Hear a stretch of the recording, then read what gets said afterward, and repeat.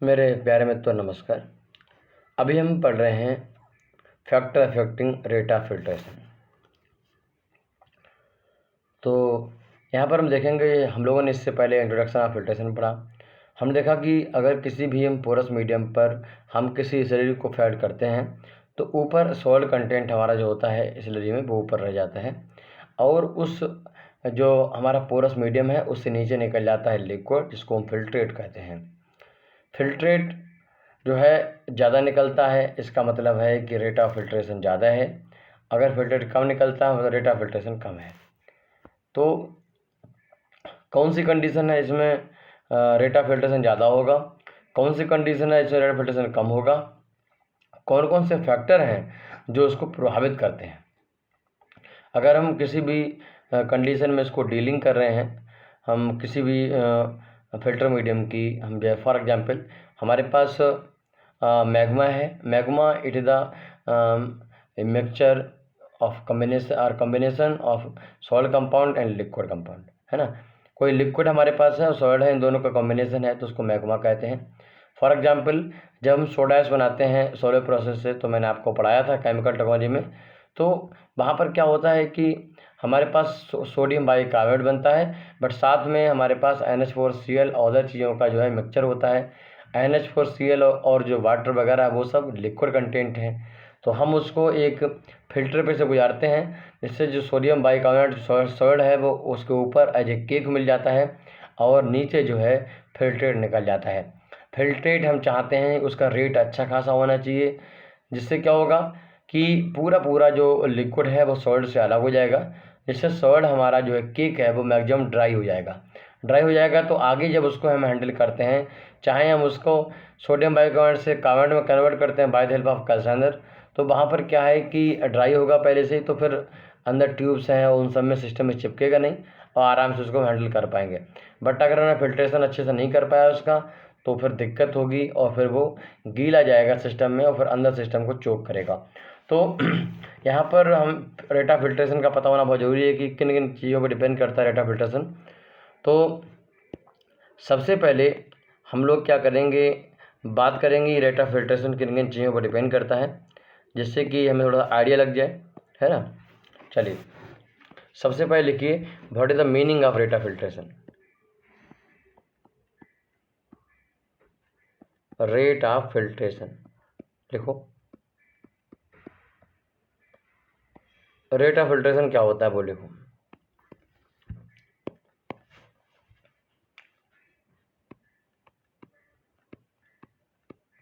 देखो amount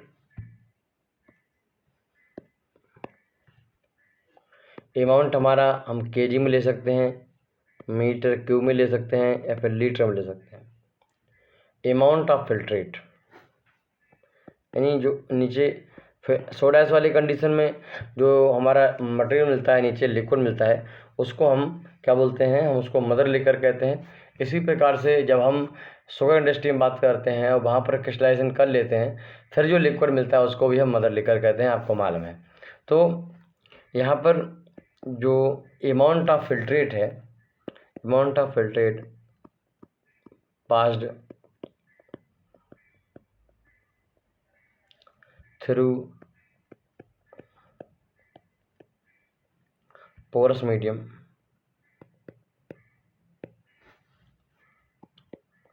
in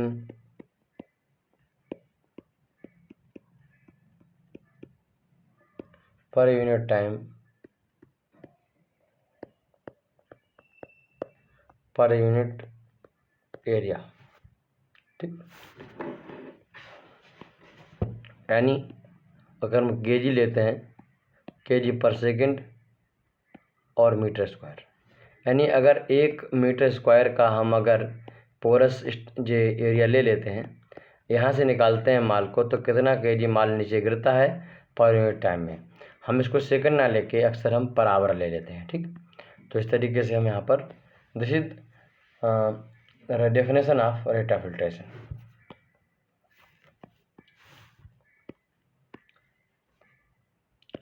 तो यहाँ पर हेडिंग आपको डालनी है,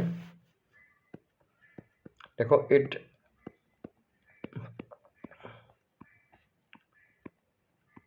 डिपेंड्स अपॉन सम फैक्टर, एक कुछ चीज़ों पर डिपेंड करता है। रेट ऑफ फिल्ट्रेशन जो है वो किन चीज़ों पर डिपेंड करता है। नंबर 1 लिखो, प्रेशर ड्रॉप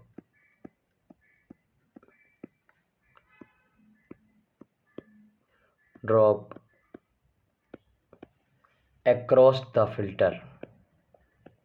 सबसे महत्वपूर्ण और सबसे ज़्यादा अप्रोचेबल जो हमारा पैरामीटर है वो है filter between feed inlet and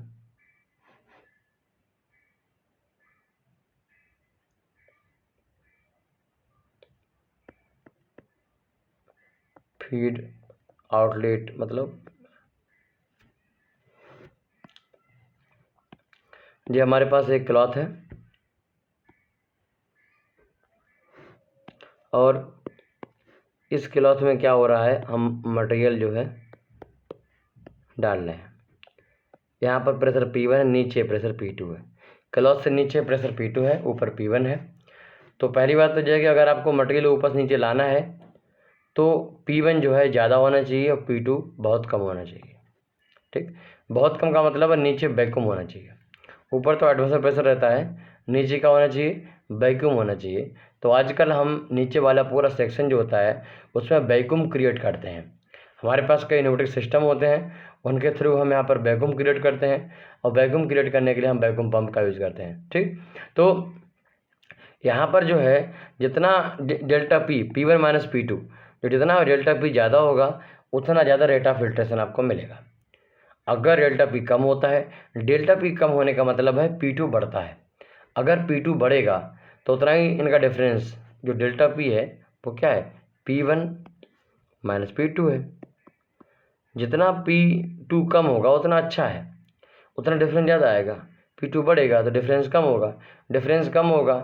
अब जब तक प्रेशर डिफरेंस मिलेगा नहीं तो लिक्विड जो है ट्रांसफ़र होगा नहीं। लिक्विड ट्रांसफर होने के लिए डेल्टा P चाहिए, सीधी बात है ना। अब अगर डेल्टा P नहीं करना है तो आप डाल दीजिए, बट थ्रू ग्रेविटी जो निकल सकता है वो निकलेगा और जो नहीं निकल सकता वो नहीं निकलेगा। बट हमें प्रोसेस को बहुत फास्टली चलना है, हम प्रोसेस को कंटिन्यूस रखना है और हमें सबको सही करना है, तो हमें वहाँ पर डेल्टा P क्रिएट करना ही पड़ेगा। तो डेल्टा P जितना ज़्यादा होगा रेट ऑफ फिल्ट्रेशन जो है उतना ही क्या होगा, ज़्यादा होगा। डेल्टा P अगर डाउन होता है तो रेट ऑफ फिल्ट्रेशन जो है ना मित्र, ये भी क्या हो जाएगी, डाउन हो जाएगी। मेरे प्यारे जिगर के छल्ले करौंदे के फूल, ये बात समझ लो ध्यान से कि रेट ऑफ फिल्ट्रेशन अगर आपको ज़्यादा रखना है तो डेल्टा P आपको ज़्यादा रखना ही पड़ेगा। समझ गए। चलो दूसरी वजह देखते हैं कौन सी है। तो दूसरी वजह है वो है एरिया ऑफ,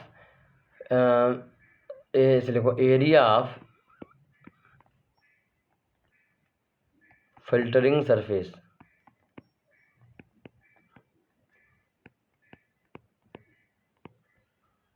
जो आपके पास जो फिल्टर मीडियम है उसका एरिया आपने कितना ज़्यादा ले रखा है, कम ले रखा है। अगर आपने ज़्यादा एरिया ले रखा है तो उससे ज़्यादा माल नीचे मिल जाएगा किसी टाइम में, कम एरिया रखा है तो कम टाइम मिल जाएगा, कम माल मिल पाएगा।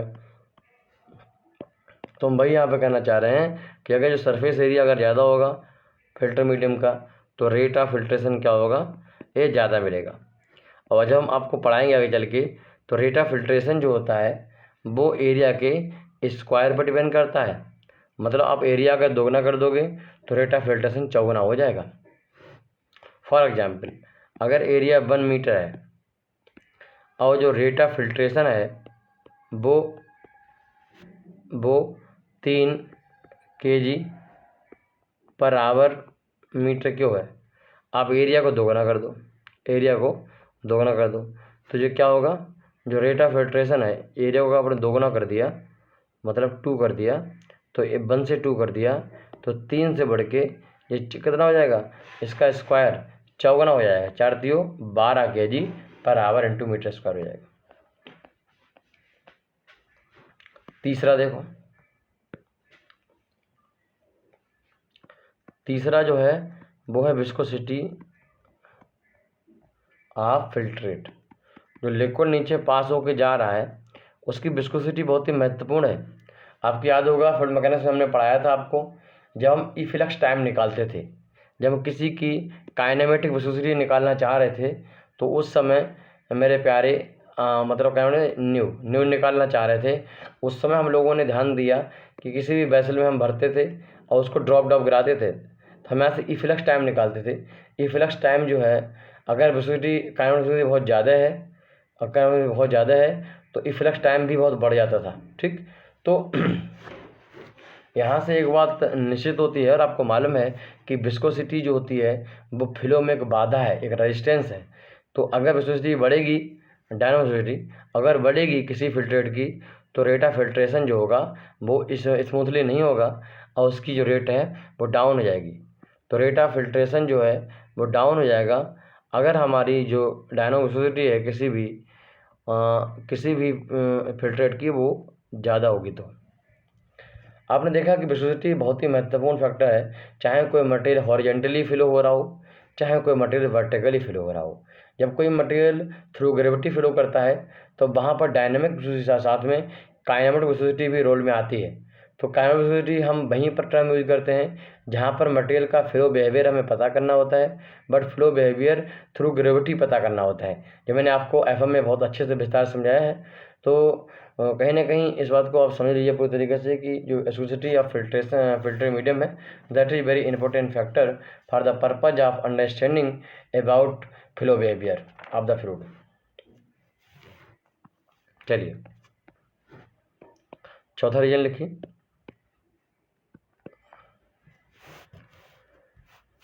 अब क्या होता है कि कोई भी मीडियम हो, चाहे कोई पाइप हो, चाहे कोई क्लॉथ हो, चाहे कोई भी सरफेस हो, कोई भी सरफेस हो, और इस क्लॉथ में क्या होगा, इसका पोर होगा, जो ओपनिंग होगी इसकी।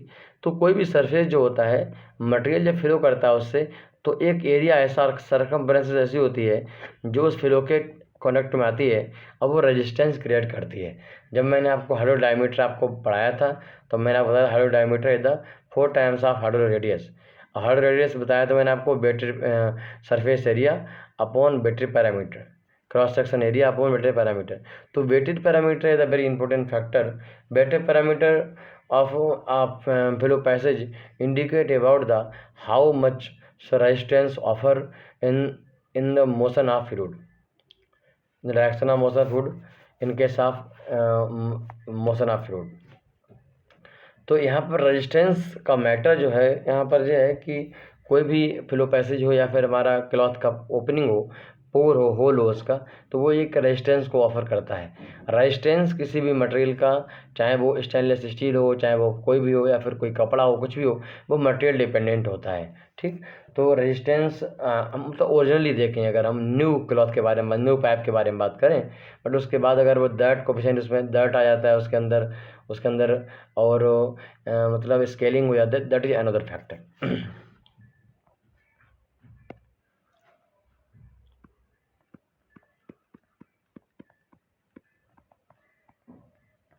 Resistance of filter medium. तो रेजिस्टेंस ऑफ फिल्टर मीडियम अगर बढ़ जाएगा तो डेफिनेटली रेट ऑफ फिल्ट्रेशन भी क्या होगा, क्या हो जाएगा, कम हो जाएगा। ठीक,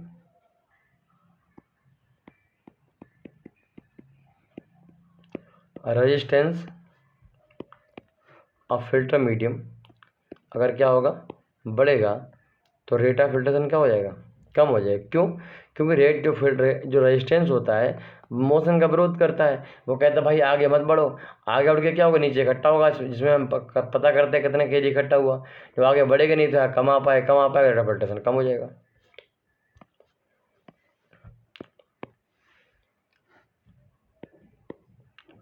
इंडिया में कोई भी कोचिंग इंस्टीट्यूट हो, मैं गारंटी से बोल सकता हूँ कि वो इतना डीपली आपको नहीं पढ़ाते हैं। जो आपको 40 से 50 हज़ार रुपये फीस लेते हैं और हमारा कंटेंट उसका 10% भी नहीं पढ़ाते हैं, मगर हम आपको 10 से 8 हज़ार फीस में हम वो कंटेंट प्रोवाइड कराते हैं, जो कि उसकी पावर को फील आप तब करोगे जब 10 सब्जेक्ट हमारे पूरे कर लोगे, है ना। हम बहुत ही अप्रोचेबल तरीके से पढ़ाते हैं और हम आपको प्रैक्टिकल तरीके से पढ़ाते हैं। ज़्यादातर इंडस्ट्रीज में जो मैंने इक्विपमेंट जो आज पढ़ाए हैं सब देख चुके हैं, तो उनको हम उसी तरीके से आपको पढ़ाते हैं। अच्छा, ये तो बात थी हमारी फ़िल्टर मीडियम का रेजिस्टेंस की।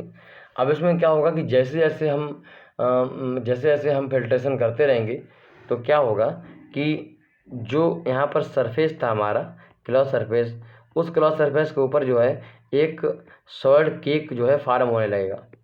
सॉलिड केक फॉर्म होने लगेगा, फिर हमारा जब मटेरियल पर नीचे जाएगा तो उसमें 2 रेजिस्टेंस उसको बेयर करने पड़ेंगे।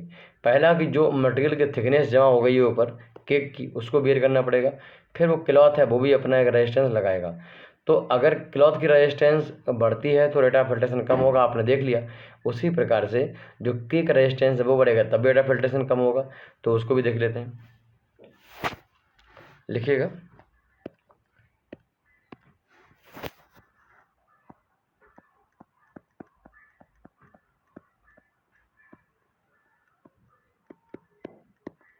रेजिस्टेंस ऑफ केक, ठीक। केक की थिकनेस जितनी बढ़ेगी उतना रेजिस्टेंस बढ़ेगा, सीधी सी बात है। तो रेजिस्टेंस ऑफ केक देखो यहाँ पर ब्रैकेट में, इंक्रीज विद द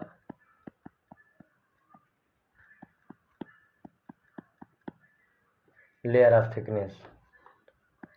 जो हमारी उसकी थिकनेस है उस पर डिपेंड करता है।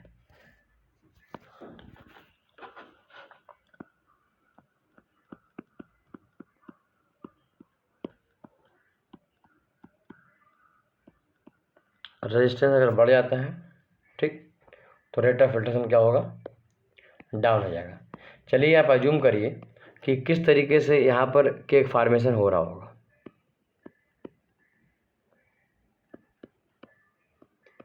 ऐसे पार्टिकल जो हैं यहाँ पर आपको दिखाई देंगे। यहाँ पर 2 चीज़ों पे इसका केक रेजिस्टेंस जो है वो डिपेंड करता है। नंबर 1 तो डिपेंड करता है कि इसकी थिकनेस कितनी है, ठीक, और नंबर 2 डिपेंड करता है इनके बीच में जो खाली स्पेस कितना है।